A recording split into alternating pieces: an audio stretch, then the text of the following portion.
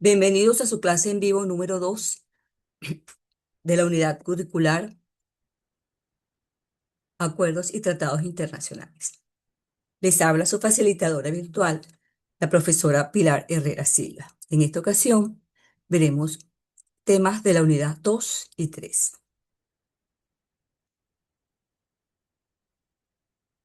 cuya competencia específica será comparar los procedimientos de la elaboración de los tratados internacionales con las necesidades organizacionales para la identificación de su papel en los acuerdos y tratados internacionales, y examinar la adaptación de los factores económicos nacionales para aplicarla ante los organismos bilaterales. ¿Cuáles son los temas específicos de estudio?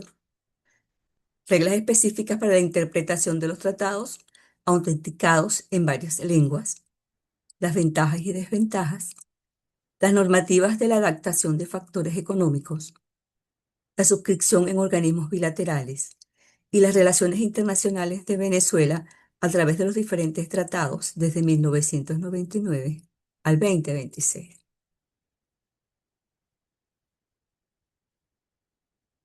¿Qué podemos decir?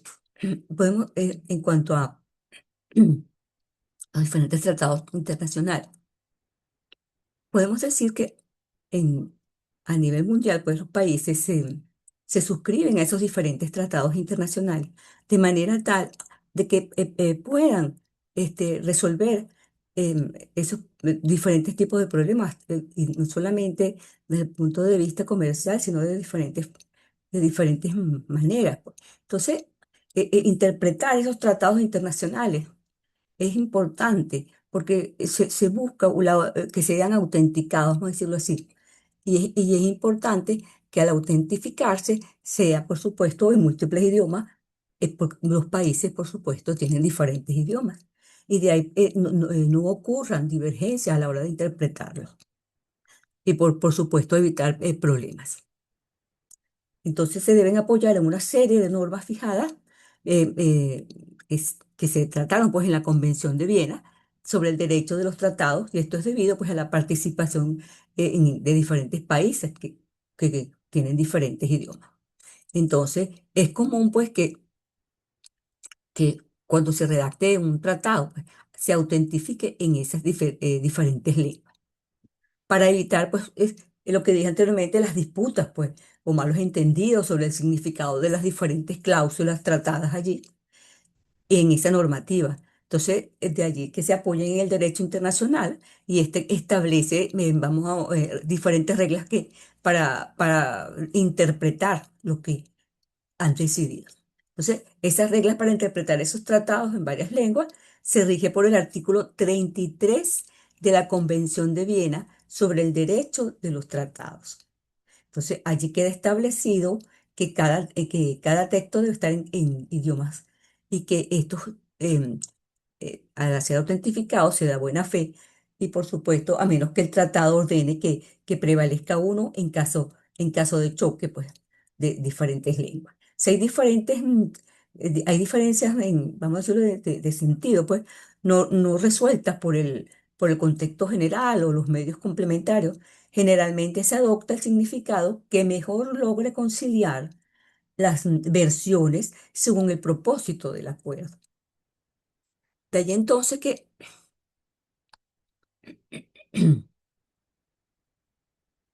podamos decir que para esto se hace en diferentes, la interpretación pues, de esos tratados internacionales se hace a través de diferentes fases o momentos. Pues. Primero esos trabajos preparatorios, y entonces allí se presume la igualdad y la autenticidad. Entonces, desde el punto de vista entonces de que cada idioma oficial es autenticado y tiene el mismo valor probatorio y legal. Por supuesto, salvo que las partes hayan acordado expresa o implícitamente que prevalezca un texto determinado, en caso de que exista una controversia, una divergencia. Entonces, el texto del tratado se hará de buena fe, por igual en cada idioma que se haya, por supuesto, autenticado. Otra fase sería la igualdad del sentido de los términos. En cuanto a esa igualdad del sentido de los términos, trata, pues, o la idea es de que los términos en diferentes lenguas dicen exactamente digan exactamente lo mismo. Y se presume que esos términos del tratado tienen el mismo sentido en cada texto auténtico. Entonces, las diferentes versiones redactadas en un idioma distinto solo se considera auténtica si el propio tratado lo dispone o si las partes así, ellos se ponen, lo concuerdan, pues, lo aprueban así. La última fase sería la solución de divergencias. Esa se usa, pues, o solo se usa, pues, en ese texto, eh, desde el punto de vista aprobado, o, o- o solo se usa en un texto que es dominante, si el tratado lo indica de forma clara o las partes lo pactan así. Entonces, al comparar los textos auténticos, se revela una diferencia, si se revela una diferencia de sentido que las reglas de interpretación generales no logran resolver, entonces se adoptará la interpretación que mejor reconcilie o concibe los textos. Entonces, por supuesto, teniendo en cuenta el objeto y el fin del tratado. Para ello, entonces, para resolver esas discrepancias, vamos a ver si se sigue una serie de pasos para resolver esa discrepancia. Primero, el uso de reglas generales y segundo, un recurso complementario. Desde el punto de vista del uso de reglas generales, tenemos que deben aplicar primero los criterios ordinarios de buena fe de buena fe, de contexto, el objeto y fin el objeto y el fin del artículo 31 de de la Convención de Viena. Entonces, eso desde el punto de vista del uso de reglas generales, como primer paso para resolver la discrepancia. Como segundo paso sería el recurso complementario. Allí entonces se acude a los trabajos preparatorios, si el texto sigue oscuro o absurdo, tal como lo marca el artículo 32, en este caso de la Convención de Viena. En el paso uno, el uso de las reglas generales tiene que ver con el artículo 31 de la Convención de Viena y en cuanto al recurso complementario tiene que ver con el artículo 32 de la Convención de Viena.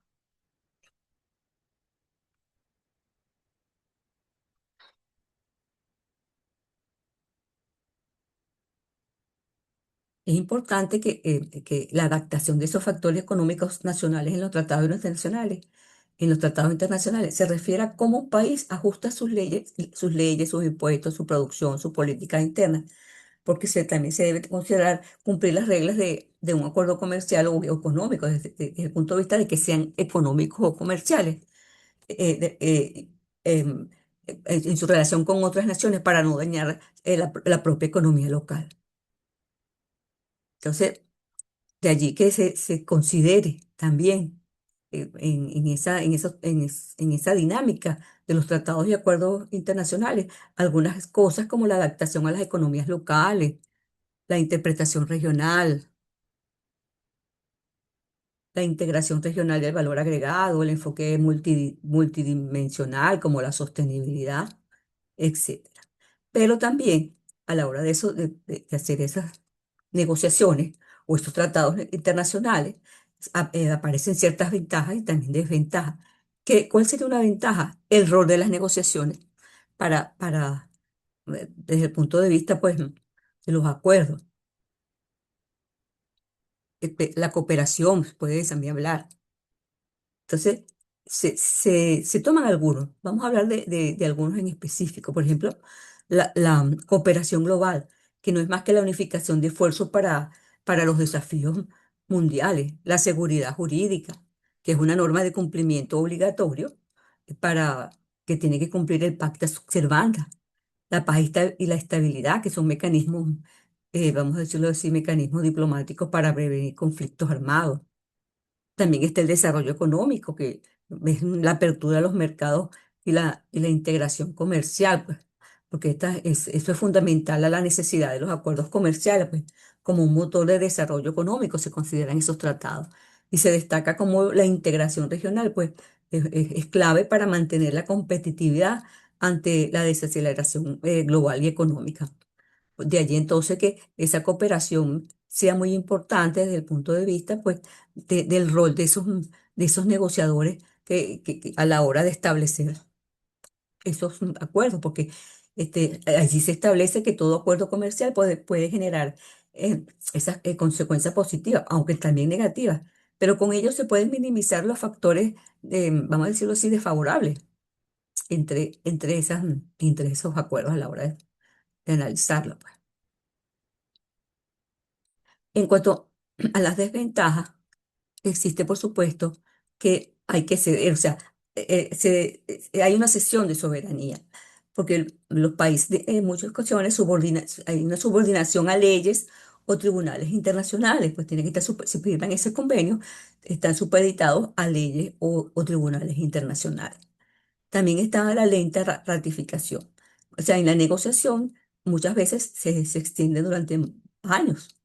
También está la simetría de poder, que existe la imposición de condiciones desde el punto de vista, por supuesto, de aquellas economías con mayor calidad de vida o llamadas potencias económicas.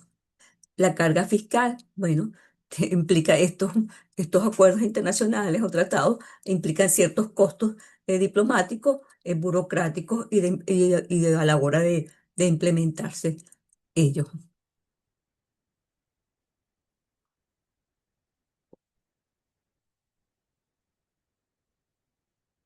En cuanto a normativas de adaptación de factores desde el punto de vista económico, es importante mencionar pues que sobre esas normativas de adaptación a esos factores económicos se deben considerar ciertos aspectos centrales, como por ejemplo la jerarquía e imperatividad, las normas pues. Quiere decir entonces que, que, que esas normas internacionales representan o deben representar pues los intereses y valores supremos de la comunidad internacional. Podemos decir que estas se imponen de una manera prioritaria sobre las demás reglamentaciones y condicionan la validez de cualquier acuerdo dentro del ordenamiento jurídico.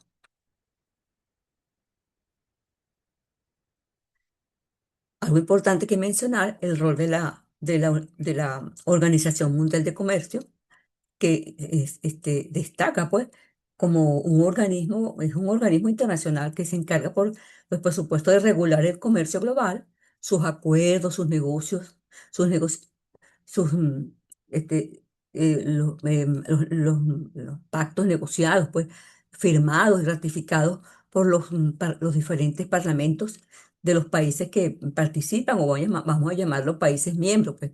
¿Para qué? Para garantizar o que buscan garantizar intercambios comerciales que sean fluidos, previsibles y, por supuesto, de libre tránsito. Otro sería la armonización y normas de origen. En cuanto a esa armonización y normas de origen, podemos decir que son criterios técnicos regulados por la Organización Mundial de Comercio para determinar pues, el origen de las mercancías, que eso a su vez es un aspecto que se debe considerar fundamental para cuando se apliquen pues, los aranceles y armonizar esos criterios que existen en el comercio internacional. Pero ese rol de la Organización Mundial de Comercio, pues, es importante e imperativo, como decíamos antes, porque es un organismo que se encarga de regular ese comercio internacional o global.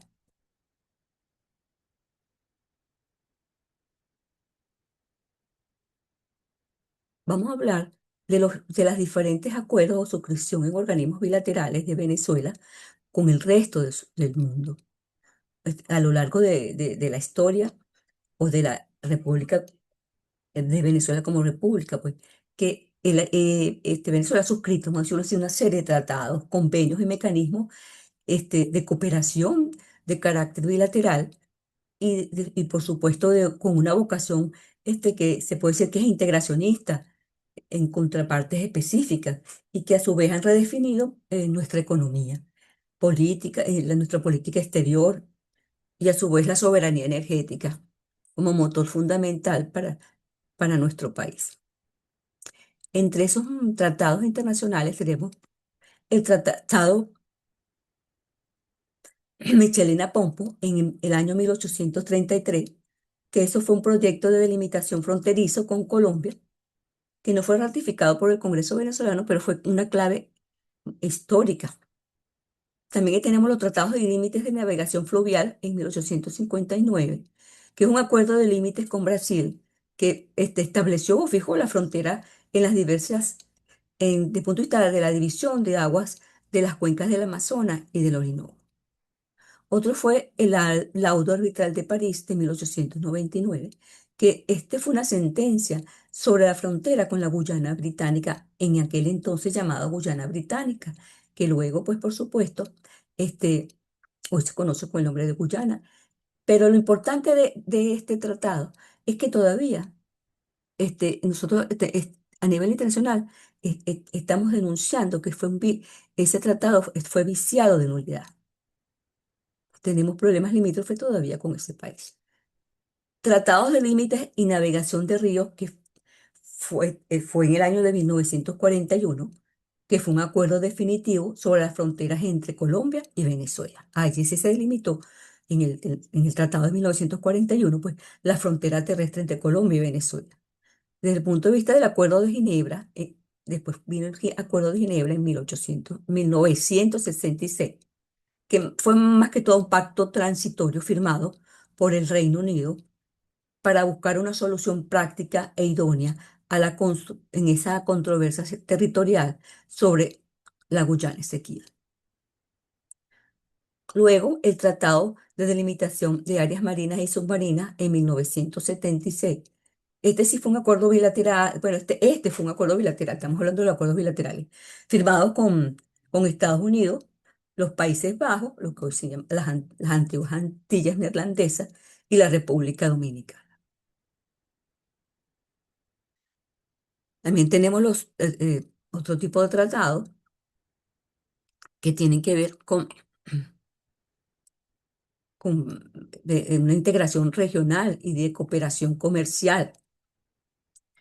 Esos tratados de integración regional y de cooperación comercial, este, tenemos la Carta de la Organización de Naciones Unidas en 1948, que fue una adhesión a la Organización de los Estados Americanos, y que Venezuela formalizó la salida de allí en el 2019, aunque existe un estatus diplomático posterior que ha estado en debate. Pero eh, desde el punto de vista de esos tratados, también tenemos el Pacto Andino, Comunidad Andina de Naciones, que fue suscrito en 1973, que fue un ingreso al bloque de integración y que Venezuela se retiró formalmente en el 2016. También tenemos el Tratado del Grupo de los Tres en 1994, que fue un acuerdo de libre comercio entre México, Colombia y Venezuela se retiró en el 2006. Fíjense cómo se ha retirado Venezuela de muchos de los tratados. También tenemos el Tratado Constitutivo del Mercosur, que fue en el 2012, que también fue un protocolo, y Venezuela era como miembro pleno, pero Venezuela fue suspendido de forma indefinida desde el 2017 por una cláusula democrática. También se suscribió un tratado con UNASUR en el 2008 y con el ALBA TCP en el 2004, que son acuerdos de integración político y se puede decir comercial que están impulsados a nivel regional.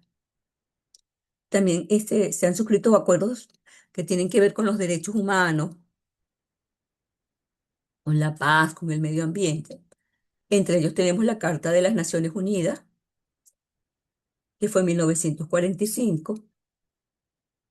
Venezuela fue miembro fundador de la Organización de Naciones Unidas. También el Pacto de San José, que se puede decir que fue una convención americana sobre los derechos humanos. Eso fue en el año de 1977. Eso más que todo fue un instrumento eh, interamericano, pero Venezuela en el 2012 entró en debates posteriores y por supuesto, fue que fue denunciado por Venezuela en ese año, pues. También firmó en el año 2000 este convenio del Estatuto de Roma, que fue ratificado. La ratificación de ese tratado constituye la Corte Penal Internacional, que es el CPI. Ustedes saben lo que está pasando con el CPI. Entonces, tenemos también el Acuerdo de París sobre el cambio climático, que fue en el 2016. Allí fue un compromiso multilateral sobre la reducción de las emisiones de gases del efecto invernadero. Otro fue, otro tratado es el sobre la prohibición de armas nucleares en el 2018, que eso fue la ratificación del Instrumento Internacional de Desarme Nuclear. Entonces se puede hablar de él como que las relaciones internacionales de Venezuela, podemos decir que estas relaciones internacionales de Venezuela han evolucionado significativamente desde ese 1833 y que han ocurrido eh, eh, a lo largo de los años, ciertas denuncias de tratados internacionales o que Venezuela se haya salido porque haya sido suscrito. Entonces, esa trayectoria histórica se puede resumir en cuatro grandes fases conceptuales. Por ejemplo, la consolidación territorial y fronteriza que va desde el siglo XIX a mediados del siglo XX, que tras la independencia se dice que el eje focal de la política exterior venezolana era definir sus fronteras marítimas y terrestres con las potencias coloniales vecinas y los nuevos estados soberanos. Allí se hablaba de la estrategia defensiva, de la tensión multilateral, del multilateralismo tradicional y la doctrina Betancourt, también de la integración económica y regional, de un liderazgo energético y diplomático. Entonces, de allí que este, ese desde el punto de vista de ese siglo XX, pero ¿qué podemos decir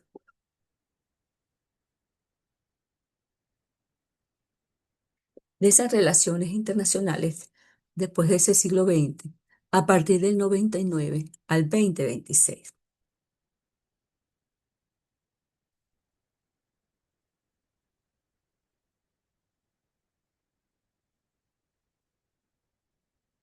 Entonces,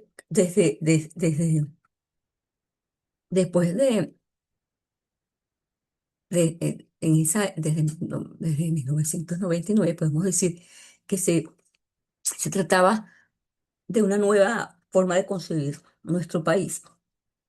Y se ya le llamó diplomacia, o se le llama diplomacia bolivariana antiimperialista y polos alternativos, que fue desde el 99 al 2015. Entonces, con la llegada, vamos a llamarla, del partido del presidente Chávez, la política exterior dio un giro doctrinario, vamos a decirlo, alienado al concepto de un mundo multipolar, que estaba reorientado a alianzas hacia el sur global y con países como China, Rusia e Irán. Entonces de allí empezaron los retiros de bloques tradicionales. Entonces primero Venezuela denunció y se retiró de la Comunidad Andina de Naciones y del G3 en el 2006, argumentando pues que desacuerdo con los tratados de libre comercio firmados por sus socios con Estados Unidos. De allí entonces que también se habla de la creación de plataformas soberanistas. Allí se impulsaron mecanismos como el ALBA-TCP, el UNASUR y la CELAC, que priorizaban el intercambio solidario y la cooperación política sobre el libre comercio y por supuesto hablar del posterior ingreso de Venezuela al Mercosur en el 2012 y luego hoy día pues que está suspendido ese convenio. Se puede hablar también del aislamiento, reordenamiento y litigios internacionales desde el 2016. Pero ¿qué pasó? ¿Qué ha pasado? Pues esa dinámica internacional del país ha estado marcada pues, por tensiones diplomáticas, cuestionamientos sobre la vigencia de convenios internacionales y de algunos litigios activos. Se habla de la suspensión y denuncia de tratados, Venezuela denunció la Convención Americana sobre Derechos Humanos y notificó su retiro de la Organización de Estados Americanos. Paralelamente, en el 2016 y 2017 fue suspendido del Mercosur pues, por la aplicación de la cláusula democrática. Luego la sujeción y jurisdicción y acuerdos globales. ¿Qué tiene que ver con eso? Bueno, porque allí, a pesar de las tensiones con organismos occidentales, Venezuela pues mantiene un compromiso multilateral clave, como el Acuerdo de París sobre el cambio climático y, por ejemplo, la ratificación del Estatuto de Roma, mientras enfrenta pues investigaciones y procesos judiciales, lamentablemente en instancias internacionales, como la Corte Penal Internacional y la Corte Interamericana, Internacional de Justicia. Entonces, las relaciones bilaterales de Venezuela, hoy día, no, desde el punto de vista de diferentes convenios y tratados, no está 100%. A partir del 2026 podemos decir que se están cambiando y esperemos que para mejor. Vamos a tocar otro tema que son las relaciones bilaterales entre Venezuela y Estados Unidos desde el siglo XIX al siglo XX.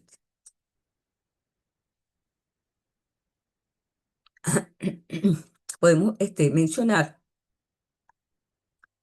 que han existido, pues, han pasado históricamente por diferentes etapas de estrecha alianza comercial y militar, hasta momentos, por ejemplo, de rupturas hasta diplomáticas y de reconfiguraciones energéticas.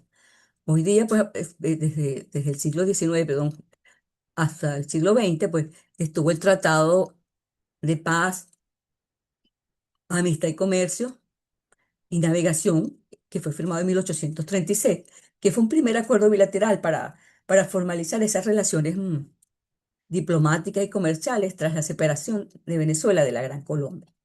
En 1939 se firmó un tratado comercial de reciprocidad que se otorgaba preferencias arancelarias a las exportaciones venezolanas de petróleo, pues a cambio del ingreso de bienes procesados de Estados Unidos.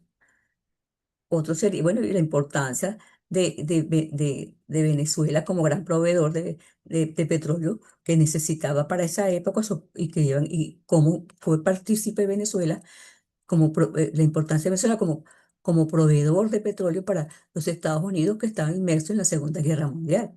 También podemos hablar del Tratado Interamericano de Asistencia Recíproca, el TIAR, en 1947, que ese fue un pacto regional de defensa mutua y fue firmado en Río de Janeiro, del cual ambos países formaron parte como aliados del bloque hemisférico.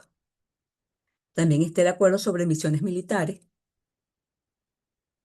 y cooperación en defensa, que fue a mediados del siglo XX, que fue un convenio bilateral a mediados del siglo XX, que fue un convenio bilateral para asesoría, instrucción de tropas, equipamiento de las Fuerzas Armadas venezolanas con una tecnología estadounidense. También el convenio de delimitación marina, que fue firmado en 1978. Este fue un tratado bilateral para fijar límites marinos entre Puerto Rico y las Vírgenes de Estados Unidos y la zona económica exclusiva de Venezuela. El tratado para evitar la doble imposición en el 1999, que ese es un instrumento jurídico para prevenir el fraude fiscal y promover la inversión entre ambas naciones. Hoy día, o recientemente, podemos hablar, o se puede decir, de cómo son las relaciones entre Venezuela y Estados Unidos. Bueno, se habla de las licencias de operación energética y la flexibilización y los convenios petroleros y energéticos del 2026. En cuanto a esas licencias de operación energética y flexibilización, pues podemos decir que tras la suspensión de las relaciones diplomáticas directas en el 2019, la relación bilateral mutua hacia un esquema regulatorio mediante licencias del Departamento del Tesoro de Estados Unidos, como vamos a llamar así las renovadas licencias, llamada la licencia 46C y la licencia 54A, que fue firmada en junio de 2026, que esas licencias autorizan a empresas petroleras estadounidenses a operar en suelo venezolano bajo el tutelaje específico, pues. Y los convenios petroleros y energéticos de 2026, en agosto recientemente se formalizaron en Houston, Texas, acuerdos estratégicos de exploración y producción energética entre PDVSA y multinacionales energéticas norteamericanas y, bueno, facilitar las reformas y la legislación de hidrocarburos orientadas a atraer el capital extranjero hasta nuestro país y tratar de mejorar nuestra situación económica. No me queda más que decirle que cualquier duda, sugerencia, lo pueden hacer a través del foro de dudas y sugerencias de la plataforma virtual.